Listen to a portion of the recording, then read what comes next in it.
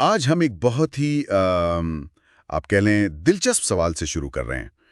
کیا وہ چیزیں جن کے بارے میں ہم بات کرتے ہیں جیسے ذہنی بیماری یا جرم، کیا وہ بس وہاں موجود ہوتی ہیں، دریافت ہونے کے انتظار میں؟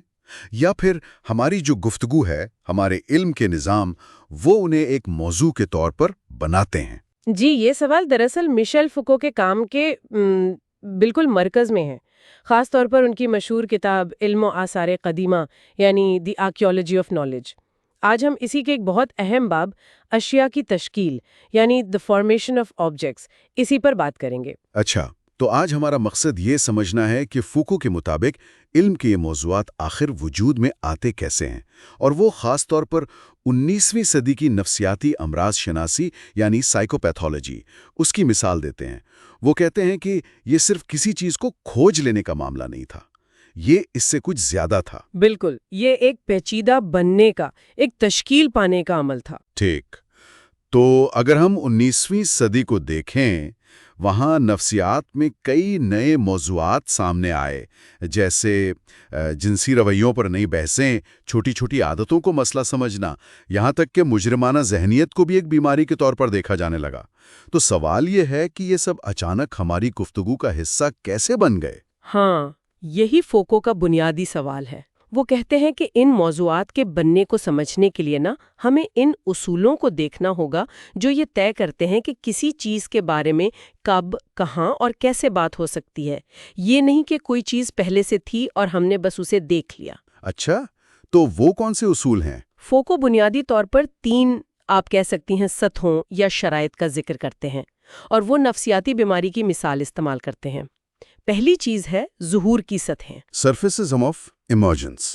ظہور کی سطحیں، اس سے کیا مراد ہے؟ آسان لفظوں میں یہ وہ جگہ یا وہ حالات ہیں جہاں لوگوں کے درمیان جو فرق تھے جنہیں بعد میں بیماری یا انحراف کہا گیا، وہ پہلی بار نظر آئے، ان پر بات شروع ہوئی، جیسے خاندان میں، دوستوں کے گروپ میں، کام کی جگہ پر، مذہبی کمیونٹی میں۔ اور 19ویں صدی میں کچھ نئے دائرے بھی شامل ہوئے، جیسے فن، جنسیت، جرم و سزا۔ وہاں بھی یہ فرق نمایاں ہوئے۔ اچھا، تو یعنی یہ وہ جگہیں ہیں جہاں پہلی بار کسی نے نوٹس کیا ہوگا کہ یہ شخص کچھ مختلف ہے یا اس کا رویہ ٹھیک نہیں لگ رہا۔ بالکل۔ پھر آتی ہے دوسری شرط، حد بندی کے اختیارات، اتھارٹیز آف ڈیلیمیٹیشن۔ حد بندی کے اختیارات یعنی کون فیصلہ کرے گا؟ جی، یعنی وہ کون لوگ یا ادارے ہیں جن کی بات میں وزن ہے، جو یہ فیصلہ کر سکتے ہیں کہ کیا چیز واقعی پاگل پن ہے یا بیماری ہے۔ 19ویں صدی میں طب کا شعبہ مطلب ڈاکٹری وہ ایک بڑا اختیار بن کر سامنے آیا، لیکن صرف طب ہی نہیں، قانون بھی، کیونکہ اسے ذمہ داری طے کرنی تھی، مذہب بھی، روح اور جسم کا فرق بتانے کے لیے، یہاں تک کہ ادبی تنقید وہ بھی کردار ادا کر رہی تھی۔ اچھا، یعنی وہ ادارے یا لوگ جو ایک طرح سے ٹھپا لگا سکتے تھے کہ ہاں یہ ایک مسئلہ ہے اور اسے اسی نظر سے دیکھنا چاہیے۔ صحیح کہا۔ اور پھر تیسری شرط ہے تفصیل کے خاکے یا نظام، گریڈز آف اسپیسیفیکیشن۔ تفصیل کے خاکے، یہ کیا چیز ہے؟ یہ وہ طریقے یا یوں سمجھ لیں وہ فریم ورک ہیں جن کے ذریعے مختلف قسم کے پاگل پن کو الگ الگ کیا جاتا تھا، ان کی درجہ بندی کی جاتی تھی، انہیں ایک دوسرے سے جوڑا جاتا تھا، جیسے روح کی صلاحیتوں کی بنیاد پر، یا جسم کے اعضاء کی بنیاد پر، یا کسی کی زندگی کی پوری تاریخ دیکھ کر، یا پھر اعصابی اور نفسیاتی تعلقات کی بنیاد پر مختلف نظام تھے یہ۔ تو یہ تو صرف نام دینے سے یا بہتر سمجھنے سے کہیں زیادہ پیچیدہ لگ رہا ہے۔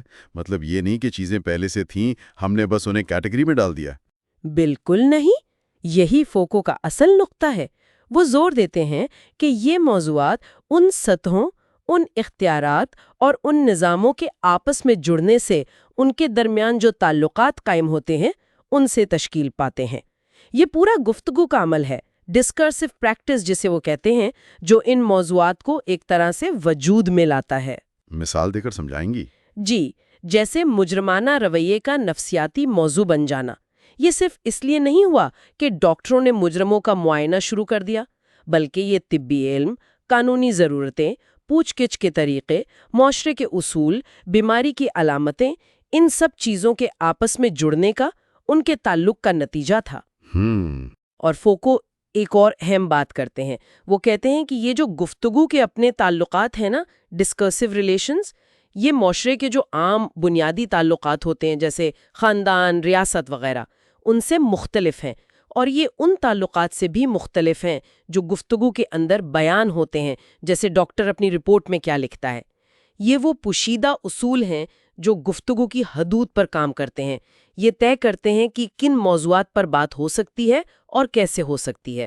اچھا، یعنی یہ گفتگو کے اپنے قواعد ہیں؟ بالکل، گفتگو کے اپنے قواعد۔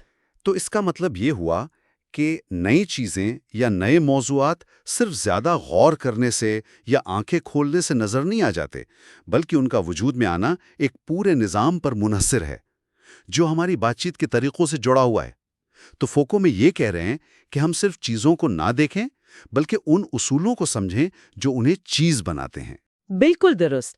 خلاصہ یہی ہے کہ فوکو کے مطابق علم کے موضوعات جیسے نفسیاتی امراض کوئی ٹھوس حقیقتیں نہیں ہیں جو بس دریافت ہونے کا انتظار کر رہی ہوں، بلکہ وہ خاص تاریخی حالات میں مخصوص اداروں، اختیارات، اصولوں، درجہ بندی کے طریقوں، ان سب کے درمیان بننے والے پیچیدہ تعلقات کے ذریعے وجود میں آتے ہیں، ایک طرح سے بنائے جاتے ہیں۔ یہ واقعی ایک بالکل مختلف زاویہ ہے چیزوں کو دیکھنے کا۔ یہ ہمیں مجبور کرتا ہے کہ ہم کسی بھی شعبے کے بارے میں زیادہ تنقیدی انداز سے سوچیں کہ وہ علم اپنے مطالعے کے موضوعات آخر طے کیسے کرتا ہے، وہ کون سے انکہے اصول ہیں جن کی بنیاد پر یہ سب کھڑا ہے۔ جی، اور آخر میں ایک سوچنے کی بات یہ بھی ہے، اگر ہماری گفتگو ہی چیزوں کو بناتی ہے، ان کی تشکیل کرتی ہے، تو کیا ہمارے اپنے زمانے کے جو بہت سے مسلم موضوعات ہیں جنہیں ہم شاید ٹھوس حقیقت سمجھتے ہیں، اگر ان کی تشکیل کے اصولوں کا فوکو کے انداز میں تجزیہ کیا جائے تو کیا وہ بھی محض سماجی اور تاریخی طور پر بنائی گئی چیزیں یعنی کنسٹرکشنز ہی ثابت ہوں گے؟